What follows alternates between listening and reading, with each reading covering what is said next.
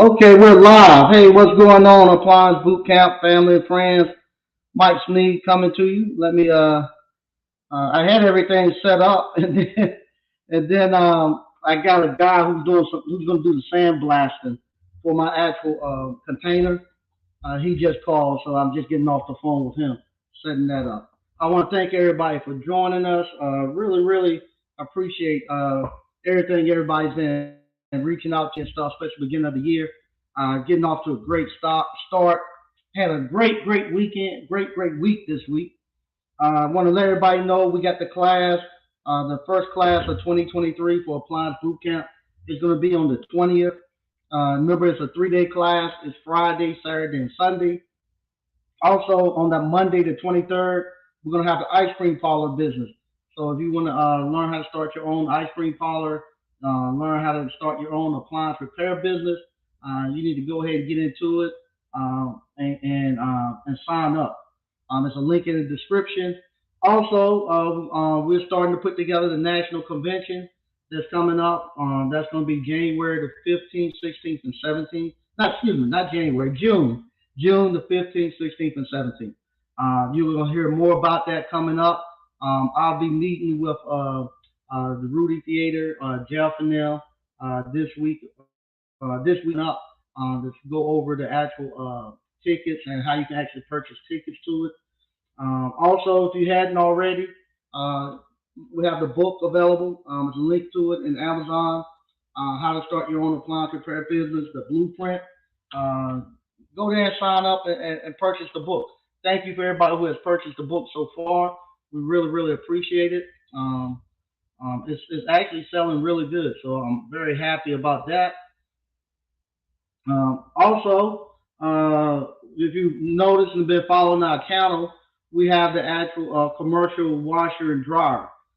So we got the commercial washer and dryer. I gotta bring them inside tomorrow. So tomorrow I'll bring them actually into the actual building, and I'm gonna start working on the actual modules and stuff for those. Getting everything hooked up for them. I have them hooked up next week, and then I'll be going through putting the modules and stuff together. So be on the lookout for that also. Man, like I said, great week. Last night, I want to thank you to the representatives. I don't want to call their names right now because I'm not too sure how they feel. But I think shout out to them for actually reaching out. I was actually part of a panel. It was about I think it was about six of us, and the six of us included local and state representatives in politics, um, and a couple of educators were in there. Myself, I might have been the only entrepreneur. I might have been the only entrepreneur I think in there. I'm trying to think. Yeah, I think I was the only entrepreneur in there. We had one or two ministers, the community leaders, and a couple of state representatives, and a couple of city councilmen in there, and all African American. And they want to do this is a U.S. House representative. The man is a representative. He got a seat in the U.S. House, and I was there with them, and I probably messed it up. So leave it to old Mike Sneed to mess it up. So I probably messed it up for everybody or for me. Uh, so how can I tell you how it went? The actual representative, he wasn't actually there, but his liaison is actually going to be working our district. Actually called and wanted to talk to us, and so old Mike Sneed messed it up. So what happened? Uh, Let me tell you why how this happened. Okay, I'm coming from an entrepreneur background. About 15, 16 years ago, when I first really got introduced into the politics from the entrepreneur side. I'm not gonna call his name, but I had a business, a friend, and we done a lot of business together. I gotta be careful because people know he owned businesses and I own businesses. So and our businesses kind of work together a lot. And so what happened one day he asked me, he said, "What you doing tonight?" And I was like, "Nothing."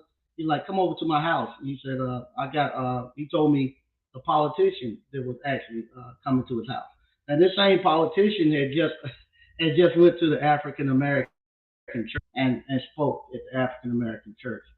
And at this time, the politician was now coming to talk to the actual business owners in the actual county.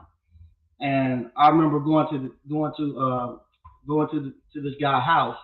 And when we get to the guy's house, the conversation was totally different. You know, at the church, this politician he spoke to us and told us what his plan was, what he planned to do, blase blase. And we listened, and we were supposed to vote, hoping that he would do what he was supposed to do when he got into office. Well, when I got to my to this guy house, it was totally different. The politician came, and the politician sat down, and the business owners told him what he had to do if he wanted to actually get the support in the county.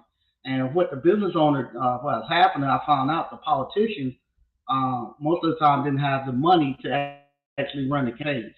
It costs a lot of money to run a campaign, especially a representative, a U.S. representative. Now, a senator is hard to push a senator because a senator got 5 years, and he doesn't. He can come in and sit still for about 3 years, and then he got to start campaigning again. But a representative, he get his reelection is every 2 years. So as soon as he get to Washington, he constantly campaigning and have to raise money, and it costs a lot of money to actually to run a campaign. So with that being said, to run in your county, you gotta have somebody who print all these flyers out. So we had some of the business owners there. They had print shops, so they'll say, "I'll print your flyers out." One of them had I have to be careful. God, I gotta be careful. I gotta be careful. Some of them had billboards and stuff like that that they could give. Some people had gas they could give. And what they done, they told the politicians, this is what we need to have done in our districts. And this right here, now this they were just stopping in my little small town. Now he had to go to every other little small town in his whole district, and they were going to do him the same way. And what they told him, they made him sign what they call term bonds. And these term bonds mean if once you get into office, it's hard to get somebody out of office because he's gonna have lobbyists and all that stuff actually gonna leech on to him and gonna put a lot of money in their pocket and gonna be put money behind him. So once he get into office, it's almost hard to get anything out of him because he done already pledged all his money and stuff away.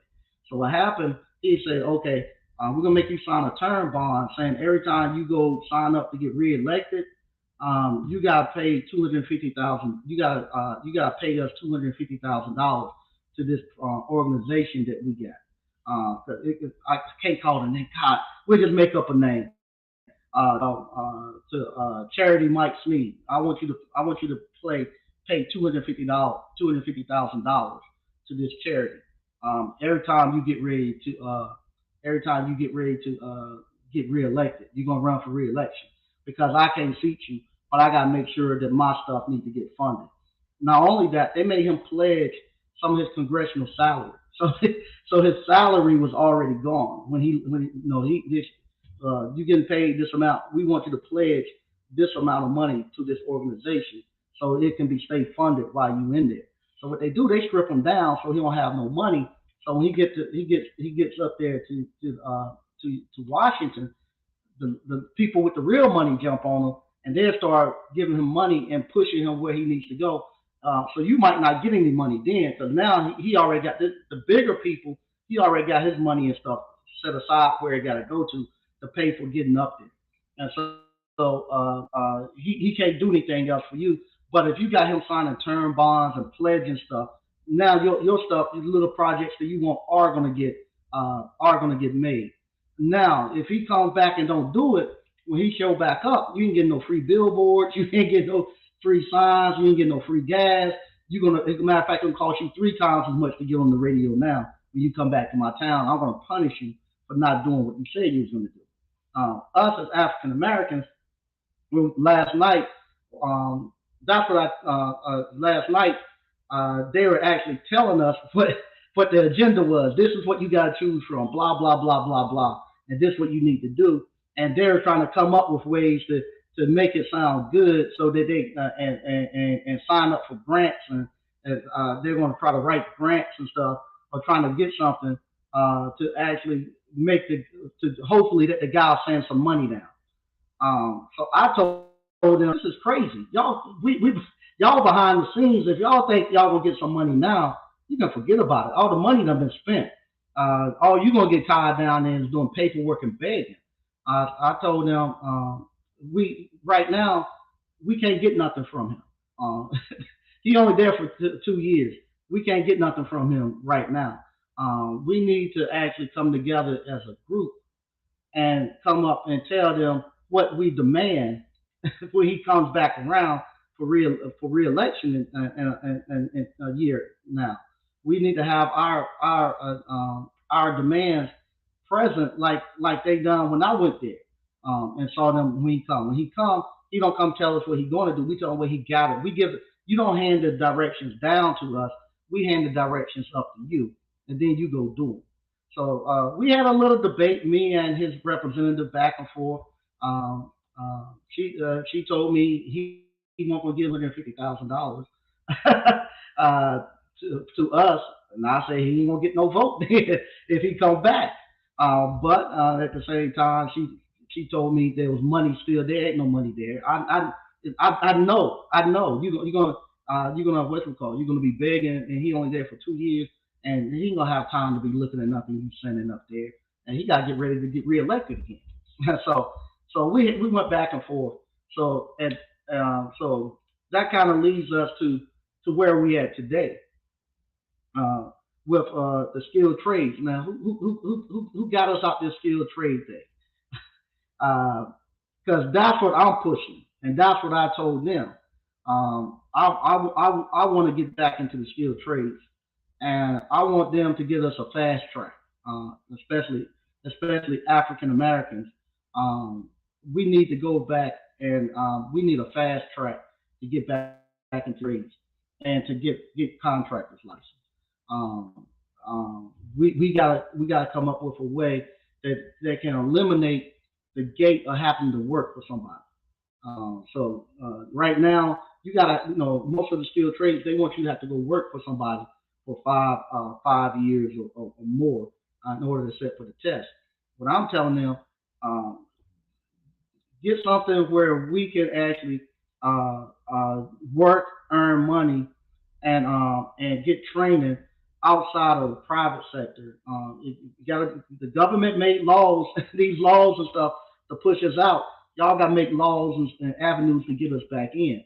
So what I want to do, I want them all these buildings and stuff that the government and cities have that's been that they got on their records that's been condemned and that they're holding. I want them to release them. We didn't get a chance, like I told them last night. We didn't get a chance to participate in the Homestead Act. We weren't able. Our great grandfathers weren't able to get on no horse and run out west and stake off no land and say, hey, give me 100 acres of land. We weren't able to take advantage of that. But now you can. The government and cities in these cities, they own a lot of buildings and houses, and there's in predominantly African American communities that needs totally be made over. Rocky Mount, the whole side of Edgecombe County and Rocky Mount needs to be redone. I'm saying let's put a program together, just like you done for the poor whites when they were coming out of slavery and stuff, and to get them, and like you done during the Great Depression, to get them back to work, to get them to be a part of America and owning homes and all that stuff. Let's do it with us, where you take those houses and you get a program together and say, okay, you can come to this program, and this program you work for 2 years in it. You can what you call, you can come in, you can buy the house for little or nothing, like the states are giving them away, cities are giving them away. This is your house, and with that, we're going to allow you to actually work to repair this house, do the infrastructure, repair the infrastructures in your community. At that same time, that'll go towards you actually getting your training and your hours together, so you can go set for a test if you want to do plumbing, HVAC, or electrical, and we actually do the training and all that stuff hands on and building up the community on something that you actually own, almost like a Habitat for Humanity, where we come together and we fix them and we train, and at the end you come do the same thing you done for them back in the days with farming and stuff. You send some people out there to actually extension program or something to teach us actual true entrepreneurship. Teach us how to actually do the accounting, to look at our books, to set it up properly. Teach us about all the insurance and stuff that we need to have. Teach us everything to make us whole again. And with that, that's what I'm pressuring him to do, and that's what I need you all for. It's kind of like when Dr. King went to go visit Lyndon B. Johnson, and Lyndon B. Johnson wanted to, at that time he wanted to do the war on poverty, and Dr. King wanted a Voting Rights Act, and they talked about it, and he said, "You right, Dr. King, you can we can get a Voting Rights Act, but you're gonna have to go out there and make me vote for it." So he said, "I agree with it, but you gotta go out here and do the work and make me vote for it and make everybody vote for it." That's where ABC gonna have to jump in at. We're gonna have to come together, and we're gonna have to make this national convention hit, where we actually come and we actually show our power and show where we come up from just the skilled trades and where we can go, and that we're investing in ourselves. Now, I also going back to this national convention. I'm talking to one of my business mentors. He's been the CEO of a major restaurant franchise. He's former CEO of a major insurance company, and he's been giving me some guidance. And what he told me is almost too hard to get a warranty company up from the ground in about 2 to 3 years and get it running. There's just too many regulations and stuff that you have to do and all that. So what he's going to do, same thing. I can't say too much because then I tell who it is. But what he's going to do, he's linking me up with the company that goes out, just like if you were going to sell your house, you have real estate agents and stuff. Well, same thing. These insurance companies, they have people that they brokers and stuff that they sell their businesses to, just like you selling houses. So with I guess the insurance company he dealt with, they used to buy them and stuff. So he's linking me up with that guy, and he says it's best that we actually buy one that has the infrastructure and stuff already there, and we should be able to grab one for $1 million and have all the infrastructure and stuff there. We ain't got to start from the ground up, and we just take it over. So that's what we're gonna do. He's gonna link me up with the guy, and from there, I'll start talking to him, and then I'm gonna start sending some emails out to get together a round table to talk to everybody, and we're gonna actually make that push to get our money up and go purchase one that's already up and running, get the infrastructure that we need, and take it over. So now we're coming back to the topic today. Who killed the skilled trades in America? I was reading an article earlier today. Thanks to Oki. Okay. He sent it to me. And the I don't know, the Gen Xers or the Gen Z. I guess it's Gen Z now. Everybody's saying that the next generation that we have now, they lazy, don't want to work, they don't want to do anything with the skilled trades. What this guy, what the young guys are saying now, they're coming back and they're saying, hey, it ain't that we don't want to do the skilled trades, but hey, You done told me for 18 years that skilled trades ain't no good. That the skilled trades don't make no money. That if you don't go to college and get no college degree or get no white collar job, then you ain't done anything in life. So you made it seem like it ain't no honor in doing nothing in the skilled trades. And be honest, it's the truth. That's what I was saying the same thing. That you had to go to school, go to college, and when we saying this about go to school, go to college, we're not saying that we don't depend on education. And that's what people always the first thing they say. Well, what's wrong with education? You need to be educated, this and that. I don't know any college student that study as much as you guys do, the ABC alumni. No college student is staying up studying like we're studying how to actually fix these ranges and these refrigerators and training and taking it like we're doing it. I know because I was a college student. I didn't stay up all night studying and doing this. And when we go take a test, now, God, I gotta be careful. Even uh, even well, no, nobody know who this is. Even talking to some of the teachers, the teachers say they cheat on the test too. When they got to they take these tests for certifications and all this stuff. The teachers are cheating on these tests. They got the answers and they cheating, but they don't want you to cheat on them. So it's not that the education is bad. It's just that it's a joke right now. We can't cheat. If we can't cheat and say well, we know how to repair that melee oven, we can't cheat and say we know how to read schematics. We have to actually study and we have to know our material. Then we go out there in 2 days and we get tested. And if we fix it, that's how we pass. And ain't no participation trophy in what we're doing. We have to get out there and actually pass it and go. So we're actually out there educating ourselves. We're self-educating ourselves, and we have to self-educate ourselves on everything. Everything that these baby boomers taught us was nothing. It was just it didn't teach us nothing. They teach us everything they said about careers and stuff. It was wrong.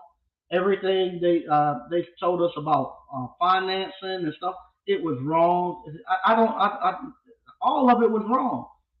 Even down to a lot of stuff with the religion and stuff. It was totally had all of it wrong. I don't know if it's all their fault. Yes, it is their fault because if you look at my grandparents and them, my grandfather and them knew they for a sixth grade education, they the ones who built all of that. They built all of that. My grandfather and them, sixth grade about as far as they would go, but they had built a school system.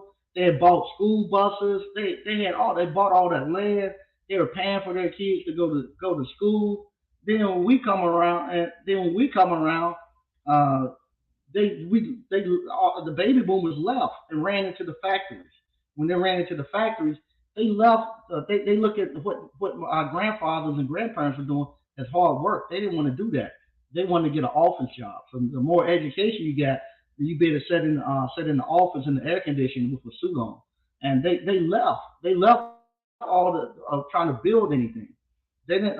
They left it, and they left the cupboard bare. So now we come here and we don't have anything. Where you got, I gotta be careful. No, I don't. I have to. I have to say it. Where you got a representative now coming to talk to you, and as African Americans, you don't even want to ask for what you don't want to tell the truth and ask what you need. I told them we broke. We need money. That's what we need. It's good and what we want to do. We want to say something that's going to make other people feel comfortable with going along with us. Let's I'm not picking on mental health or nothing like that. Yeah, we need mental health facilities and stuff like that. But the reason why they say that, because they say, well, if we say mental health, not only do black people have mental health problems, but white people have mental health problems. white people, Hispanic people do. So they'll get on board, and we'll get some of that money coming this way. Uh, why am I, as an African American, if this guy is telling me say he want to give me something for African Americans, why am I gonna take my money and split it across with all the other groups? They're not gonna split their money with me. So if they want mental health, you put something else there. That everybody needs mental health, but you talking about something directly for African Americans. So if that's coming directly to me, I don't want something that everybody's gonna get if you're gonna give me something directly for me.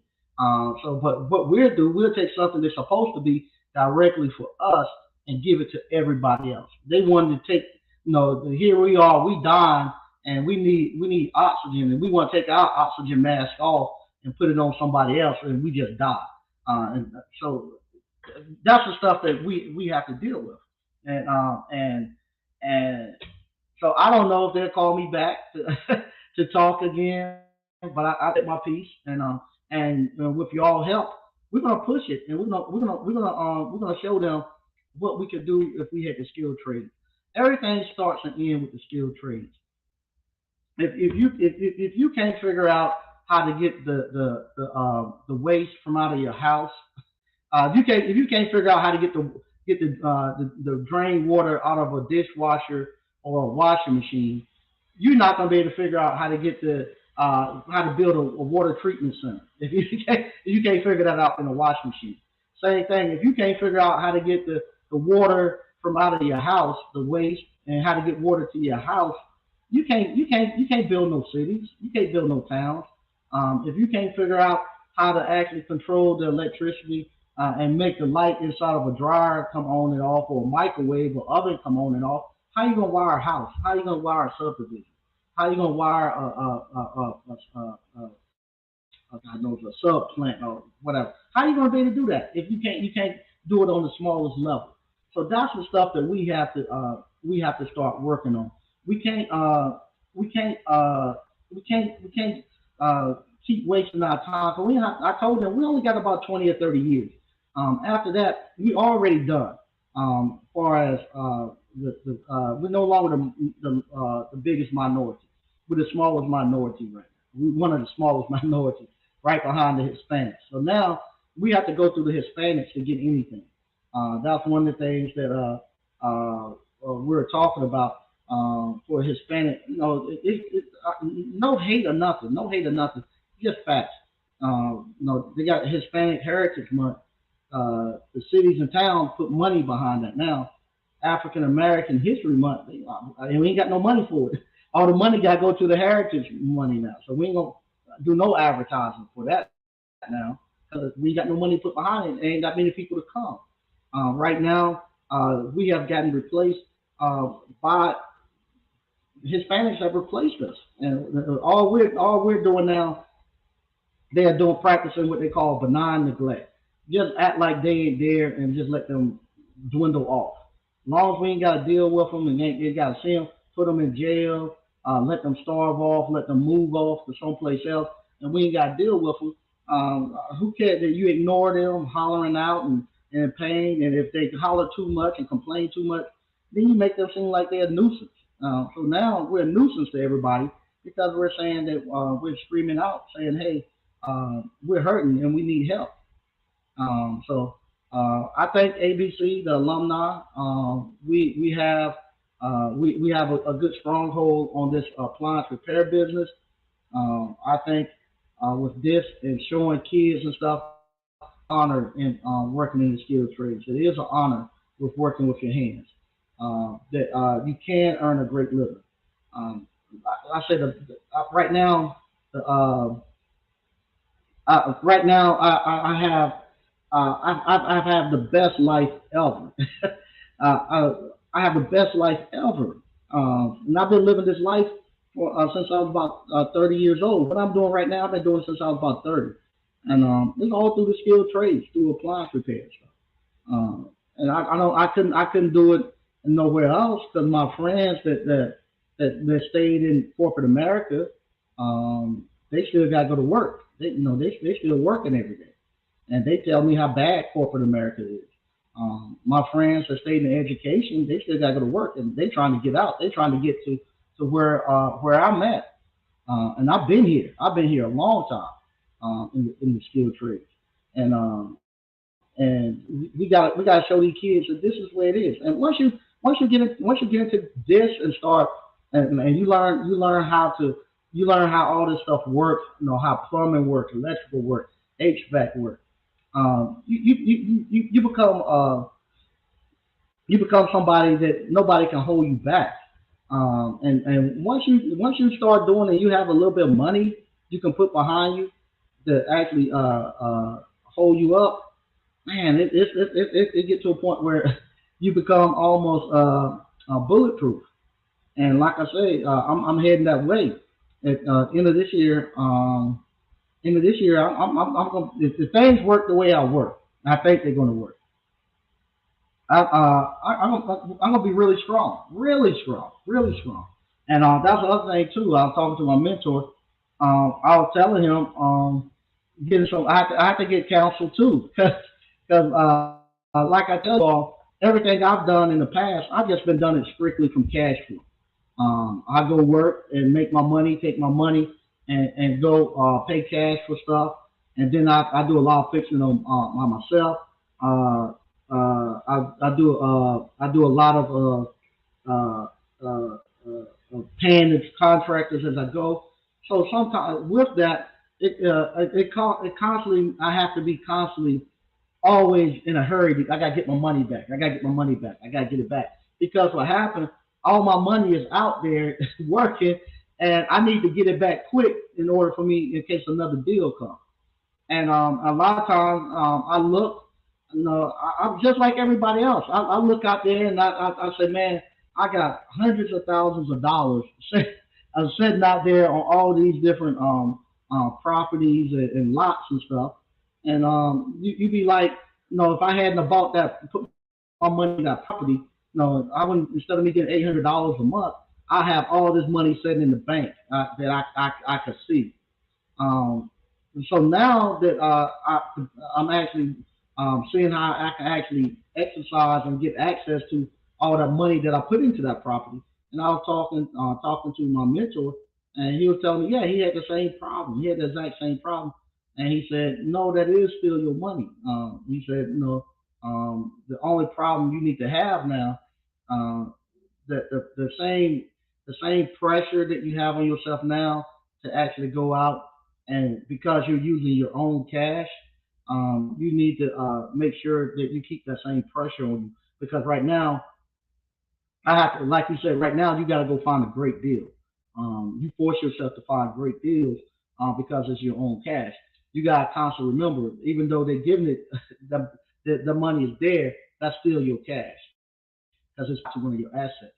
Instead of don't get to a point where you take a mediocre deal because you're thinking it's somebody else's money versus that you always been looking for great deals because it's your own money. And I'm glad I had that conversation with him. He told me he said that's what happened to him when he first started tapping into his stuff. He said he used to look for great deals, but once he got access to it, he had same place where I'm at, where he got a lot of stuff built up. Where he said he looked at all this money he had, he stopped looking for the great deals, and he'll take something that's mediocre and wouldn't get that much of a return on it. And he had to limit himself to only a certain amount, which I already done. I didn't want to open all my money up. I only limit myself to what I have in cash flow coming back, and he told me that was good. So I know how much money I can make. I got per year coming in on cash flow. If I don't do nothing to go sit down, if I go home sit down in the corner for the whole year, I know how much cash flow I have coming in passive. So that's all the money that I will ever make myself available to myself. So if something happened in the middle of me doing something, and I go in a coma for a year, my family ain't got to worry about getting their money back and getting a quick return. They can just divert the money from my passive income, pay all that stuff back, and it won't hurt. He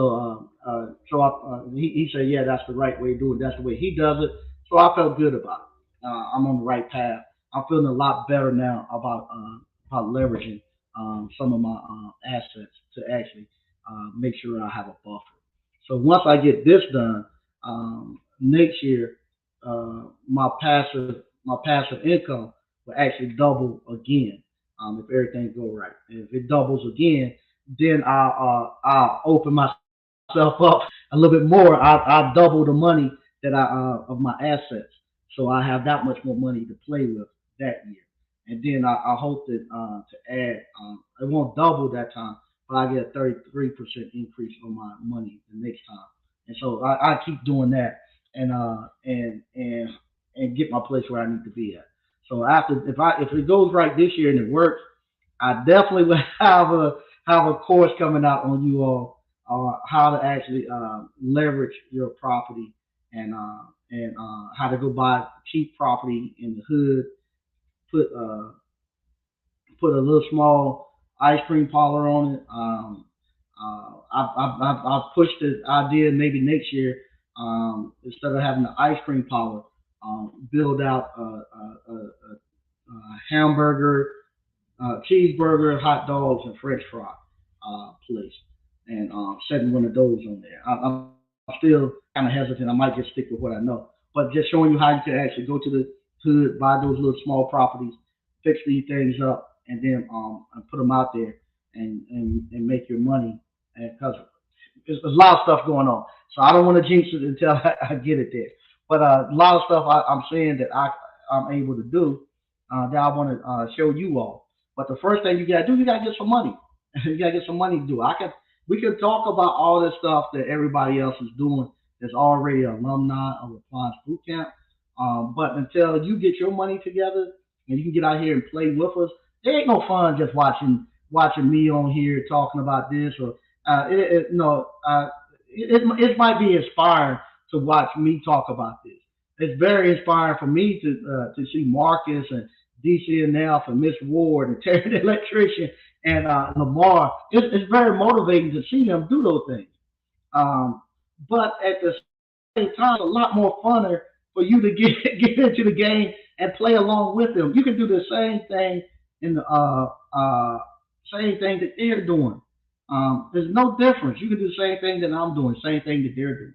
And I have to shout out to Miss Ward. I talked to her earlier today. The stuff that she's doing, you all can do the same thing that she's doing. And so you don't have to just sit on YouTube and just look at us and say, "Man, I wish." For 199, you can get in and you can start doing it. I don't know if there's any problems with this. I don't care if they do it, but I've seen some people do this. We have the financing available now. So some people go in there and they say, "Hey, I'm going to get the." They sign up for the max, $3,000 to come to the hands-on live event, but they what's it called? They get the three, they give them the $3,000 in financing, but then they pay the 1,700 for the online. I don't care if you do that, because I'm not let's say the financial people have a problem. I don't have a problem if you're doing that. They do it, and so now you are paid for the online. You get all the knowledge and wisdom that you need to pay the money back. And you get the online. Go ahead and start your business. Now you got $1,300 to kind of to get your business up and running.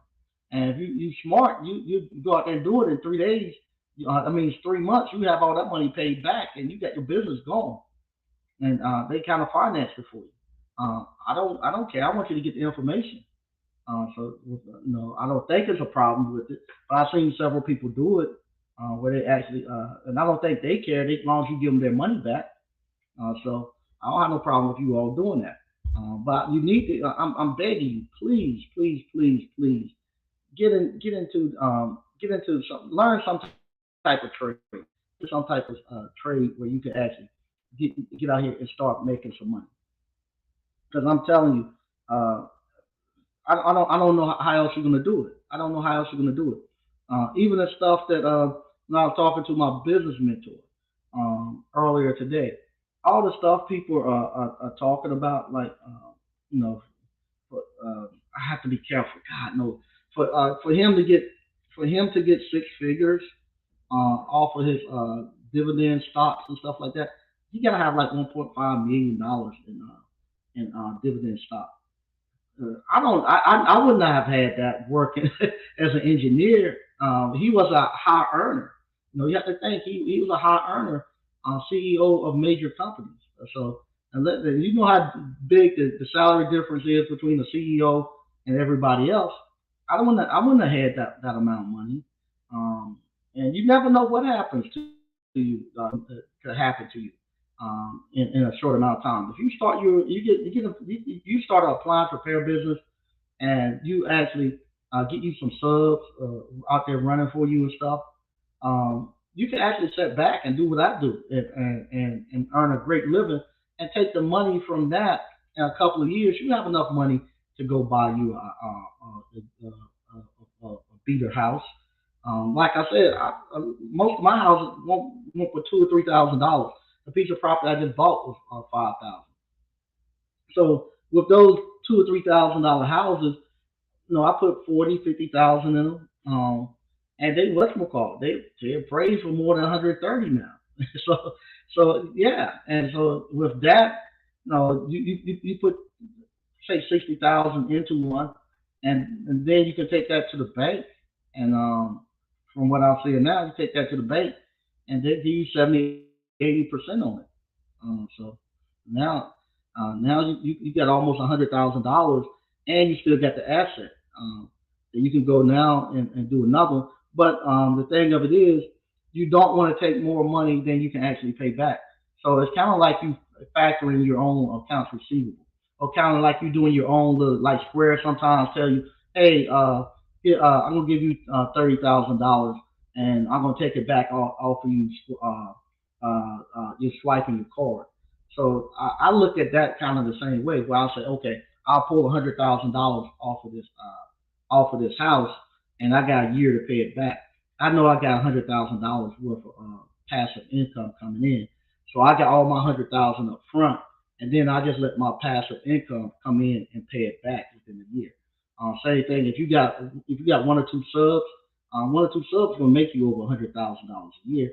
So you just call you pull your 100,000, 80,000 off of that house, and then you all the money coming back from those subs. You let them pay that, put it back in, and you get that 100,000 to go do something else with, start another business. If you start an ice cream parlor, you do 80, 90,000, same thing.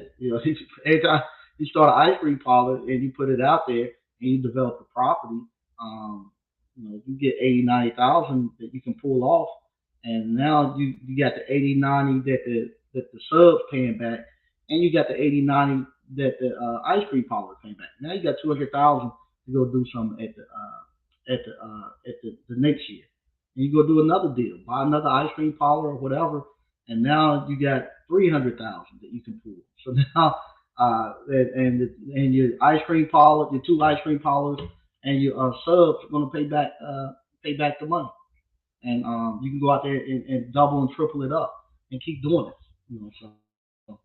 Um, but you gotta have something. I think you gotta have something that actually can pay it all back in a year, and the stuff that I've getting can pay it back in a year. So that's me rambling on. I'm gonna read some of the stuff we got going on in the chat, and then I'm gonna get out of here because I got to get those washers and stuff off the truck and stuff tomorrow, and get everything situated. Tyran, what's going on? Tyran said, "What's up? Happy New Year, ABC fam." And Mike, hey, how you doing? On Thursday night of the national convention, Tyran is going to be performing for us. He's going to be in concert performing, so I'm looking forward to that. Paul Brown, what's up, Mike and ABC family? Happy New Year. Same thing to you. G Brown, salute Uncle Mike and ABC fam. Hey, how you doing? SQ Services LLC, ABC family, what's up? Looking forward to that commercial laundry. Yeah, I am too. I'm actually gonna set up one. They're pretty big, but we're gonna set up one in here, a set. Actually gonna sell the other set. Matter of fact, let me see if I can pull it up for you.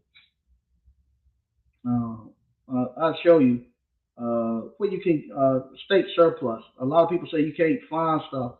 I tell y'all all the time, go look on this state surplus. You can find just about whatever you want.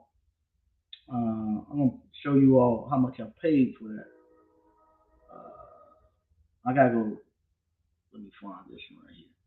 Yep. Let me see. I don't want to do that.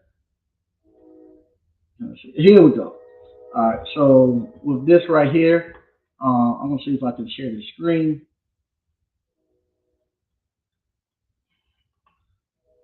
Doo, doo, doo.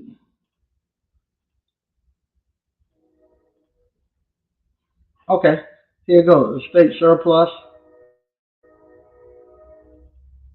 You all can see. I got two of them. I got I got that's the dryer, that's the washer. So this washer right here, both of them brand new, never been used. None of them has never been hooked up. So this is how much I paid for the whole thing.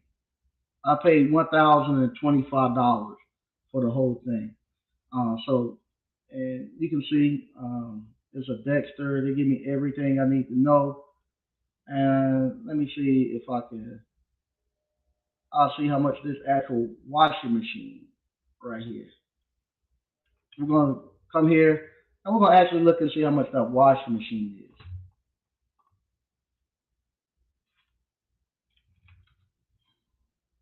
How much they go for. There you go. Shop max here.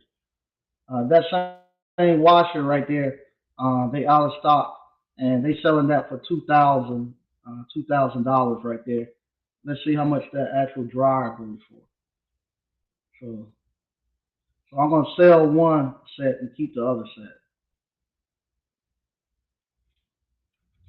And see how much this dryer go for.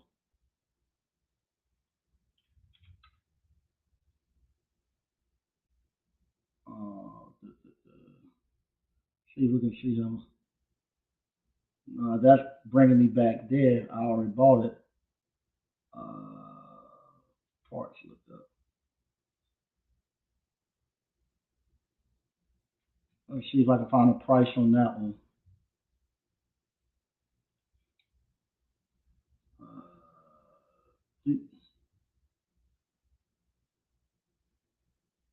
that's a stack one. I don't want the stack.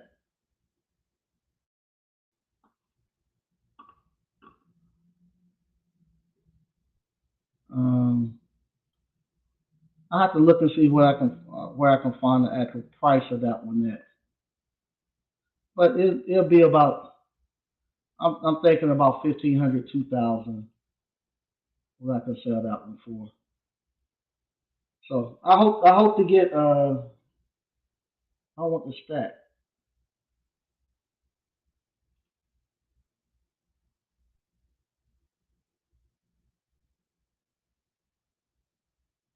I have to look and see. I don't want the stack, but I'm hoping I can get about 3,000 for both of those.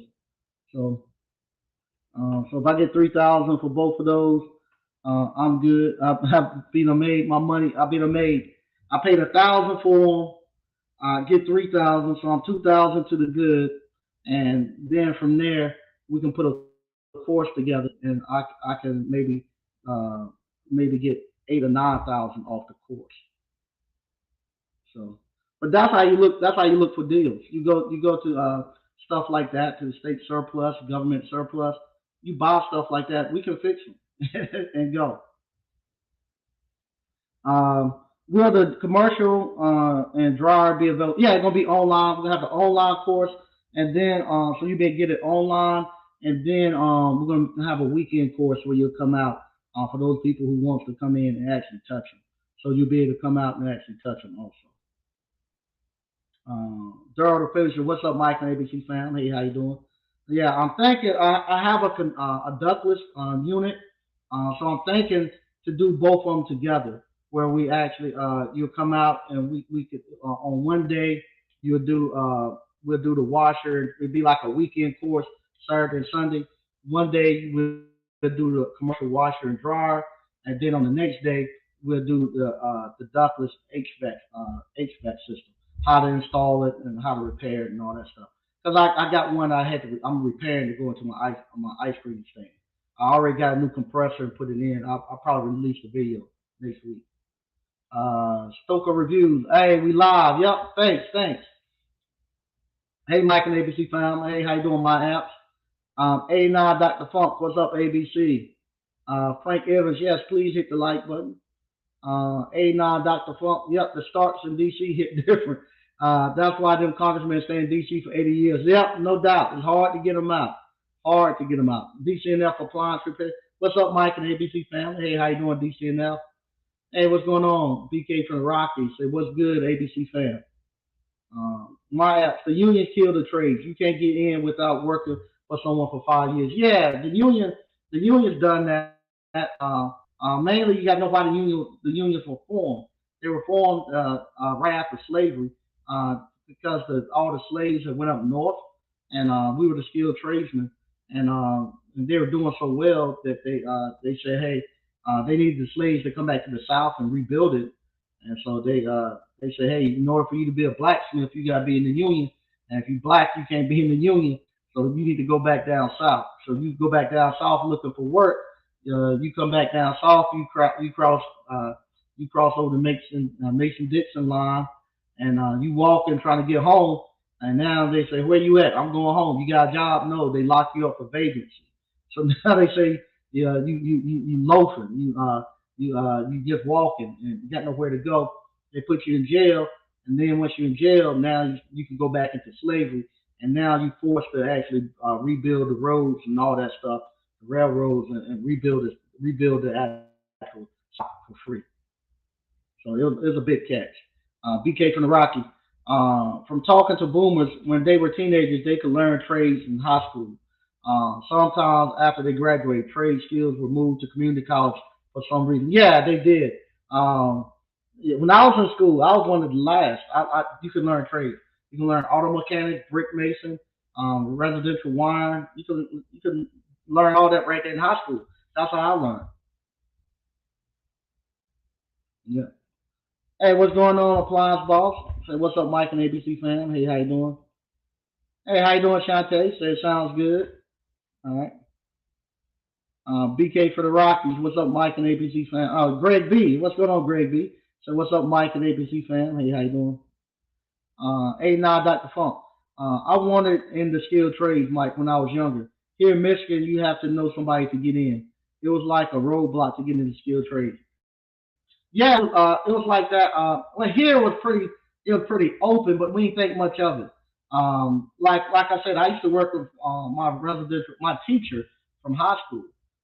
I used to work with him, and I knew how to wire houses and good at it. Good, electricity and all that stuff, and skilled trades always came easy for me. But I didn't think it was. I didn't even think it was nothing that you can make money out of. And I didn't think it was any honor in crawling up on the houses and stuff. Now I told you the story when after I got laid off, and here it is. I pull up to my old. I pull up to the Wendy's.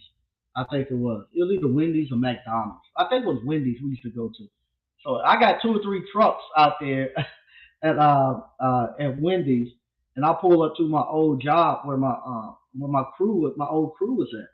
And unfortunately, good thing I shouldn't say unfortunately. Fortunately, we had been wiring houses that day. At that time, we had like three houses that they were renovating all on the same block. So we was out there wiring houses. We had been pulling wire and crawling under the ground. So I came. I was dusty, but I see them, and I sat with my old crew my engineering crew, and we talking and all that. And like I said, I had two or three trucks out there, two or three work crews with my uniforms and stuff on. And but no, we all dusty, but I had a pocket full of money. No, I was doing good, and I'm sitting there having a great time. And I get back home, I get an email, and the email from one of the guys that worked in my group, and they were telling me, when they got back to work, a lot of people in the group felt bad that I was working, and they hate to see me that way, and they were gonna go talk to somebody and see if they can get me back in, get me back into engineering. And but I told him, I said, I'm okay, I'm good, I'm okay. But no, like everybody probably say he just saying he okay, but you saw how dusty he was. He been dirty, but I was doing really good. Hey, now Dr. Funk. I also wanted to work in the Big Three in Detroit in the mid '90s, but you need to know somebody to get in. That's why I don't like the union, even though I benefited from it as a kid. through my dad. Yeah, yeah, the unions knock you off. I don't like the union. Matter of fact, if we had unions down here, I could not have gotten my electrical contractor's license. None of this stuff would be where it is now. None of it. Derek Bryant. I have been just lurking in the background 2.5 years, bought the online. Watched a few videos, been repairing appliances ever since. Local 134 electrician by day, appliance repair in the evening. Great job, man. Great job. Thompson Appliance, what's up, family? Hey, how you doing? Um, BK from the Rockies. My road to a lot of things was me being a good student, surprisingly. When people learned that I was an A student, I wasn't given a choice of skilled trades. Wow, okay, I believe it. I believe it because a lot of times that's what we done.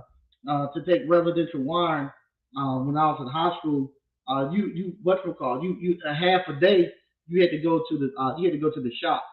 And a lot of times, if you were still trying to go to college, you had to have like algebra one, algebra two. You had to have two foreign languages, this English. You had to have all this stuff in place in order for you to be eligible to go to college.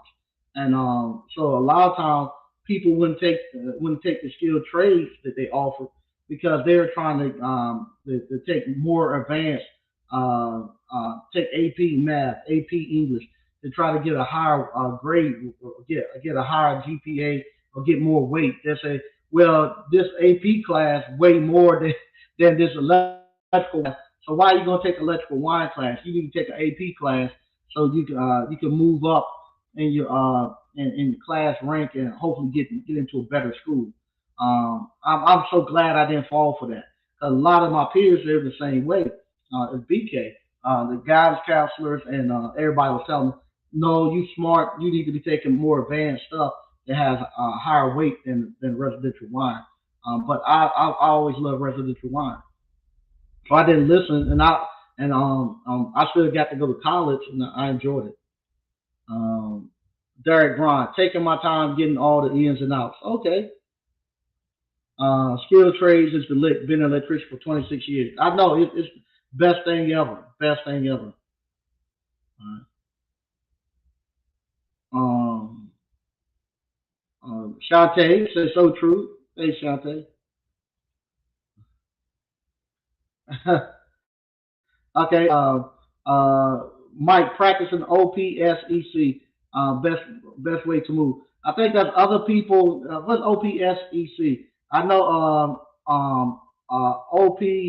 OPT was other people times and other people money. Um, Tell me what that OPSEC. I don't know quite what that one is. Let me know what that one is. BK from the Rockies. I hear. Okay. DC from the Rockies. Property games are different. Is definitely the way. Yeah, yeah. Um, Now that I can leverage on my properties and stuff, it makes life a whole lot different. I was telling somebody earlier today. I lay down there at night and I'm not feeling rushed. Like for instance, when I got my plans back, I was able, and they told me I had to plant all those trees and stuff. Stuff like that used to bother me because now I'll have to throw more money back out there, and it's taking me longer to get. I'm thinking, if I don't hurry up and get my money back, if something happened, I could be hurt.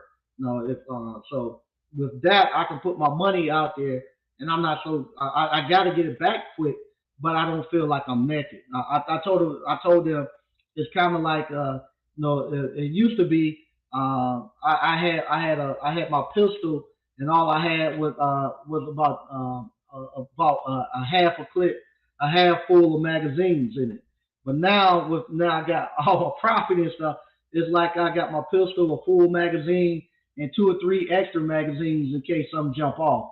But if you out there and you just got a pistol with a half full magazine, you feel like if I empty it, I gotta hurry up and get some more bullets. So now I'm good. Stoker reviews. Mike, any plans on getting an apartment? I know I'm not planning. I don't want to do that. Not right now though. I like what I'm doing now, where I can actually go out. My play is to keep buying these little lots.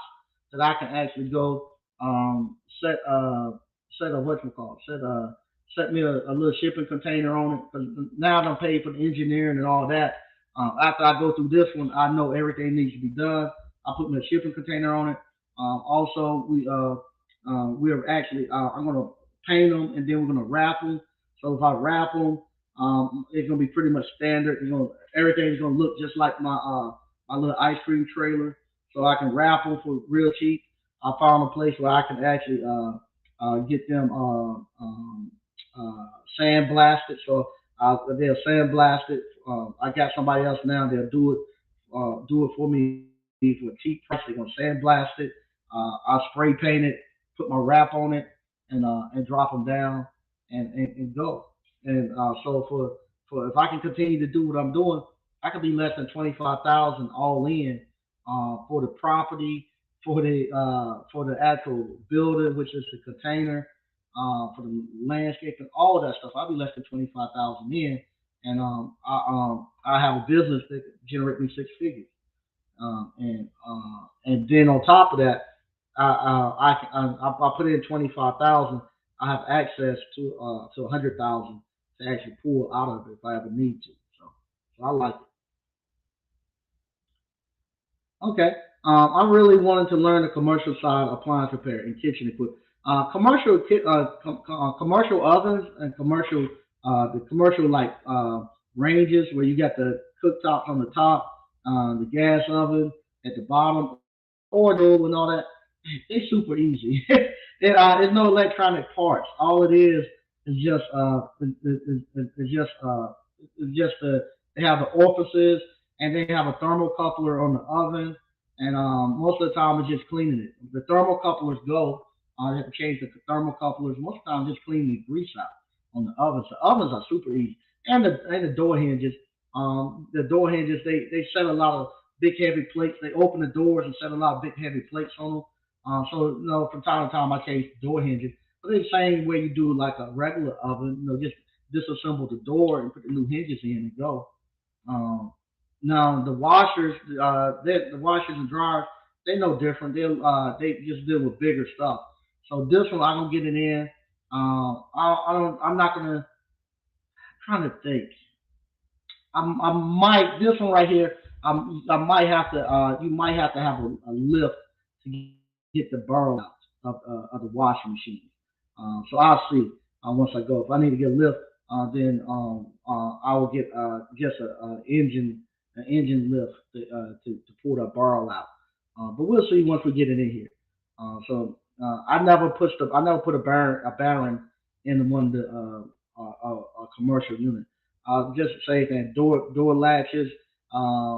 Back then, when I was doing a lot of them, the actual corn receptors, people cheating to try to bend those things and putting sticking quarters with tape in there trying to get the weight and stuff. I would have all those problems and door latches and stuff like that. People trying to open them up. But other than that, that's it.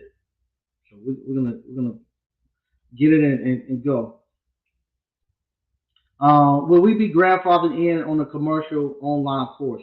I know you all who have bought it, yeah, be grandfathered in on the commercial course.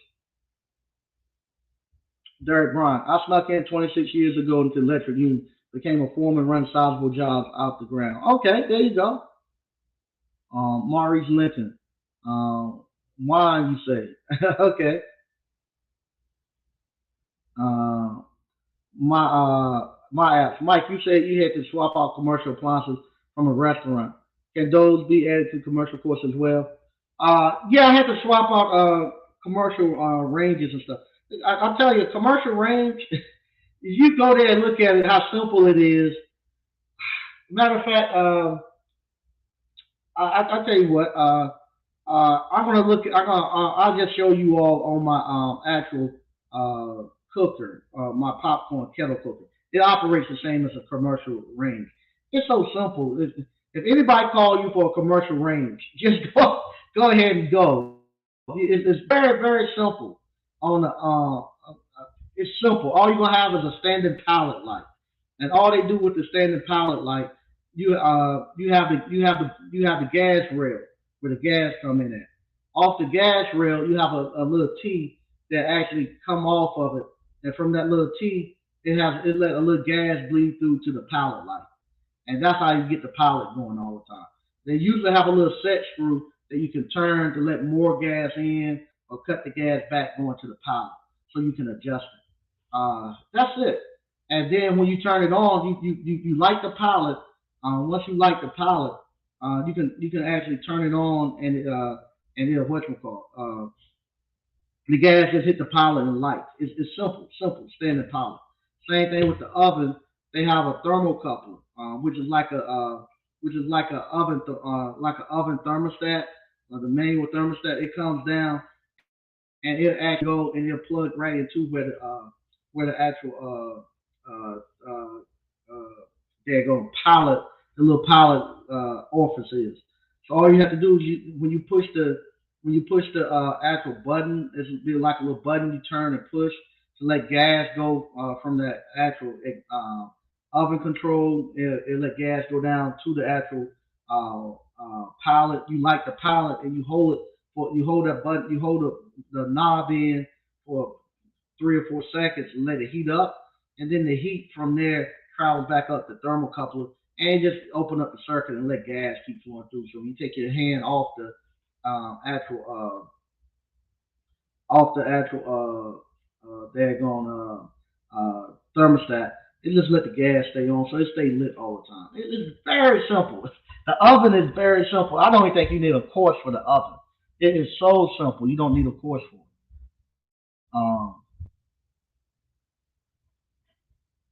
Myra Webster. We had ROTC when I was in high school. We had body repair, automotive construction, and whatnot, but they didn't push it for funding. Oh, okay. Okay, operational security, not telling your moves. Okay, there you go. All right, operational security. Okay, uh, there you go. Kaya Cole. What's up, Mike and HC family? Formed my LLC yesterday and filed for EIN today. Excited to get started. Okay, congratulations. Congratulations. Emmett Gardens. Mike, how will you flip your first 25,000? My first 25,000, first time I had like 25,000 to flip. I bought three houses for $12,000. That was my first flip. I bought three houses, I think, for like $12,000, and I didn't have enough money to start on them. I had enough money to pay to get the designs done on one of them. So I bought three for like 12,000, I think. It was either 12 or 15,000, and then I paid another like 2,000 for architect to go in and actually draw me the plans because I was changing the floor plans on it. And then from there, I saved up. I might have saved up maybe 25, 30 again, and that 25, 30 was supposed to be what I was gonna give my man to actually go ahead and do the work. And he big story, long story. It didn't work out that way. I ended up with $0. I ended up with $0, but I think at that time I had about maybe six. I had about six houses I could play with.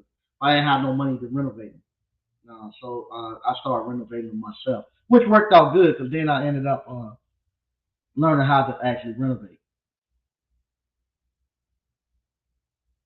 Yeah, yeah, yeah. It's the exact same thing. Thermocouple on the gas water heater is the same. Yeah, it's the exact same thing. It operates the exact same way on the gas water heater, on the gas ovens, and commercial cookers and stuff. It's the exact same thing. The exact same way. So yeah, it's the exact same thing. But the only thing with those that's the only thing. The thermocouplers that you find um, at Walmart and not Walmart. At Home Depot and Lowe's, they only going to be about uh, uh, maybe about 20 inches. Some of the it depends on some of the ovens. Some of the ovens will could use that little 20-inch one because they have the actual gas burner valve right there at the very bottom, so they don't have to go that far to get to the thermocouple. But most of them, you're gonna have to have a thermocoupler that's about 5 feet long because what it does, it goes from the bottom of the oven up through the side, up to the top to where the controls are at. So you can't just have just the one you can go buy off the shelf. So you have to buy the ones that's about 5 feet long to actually work.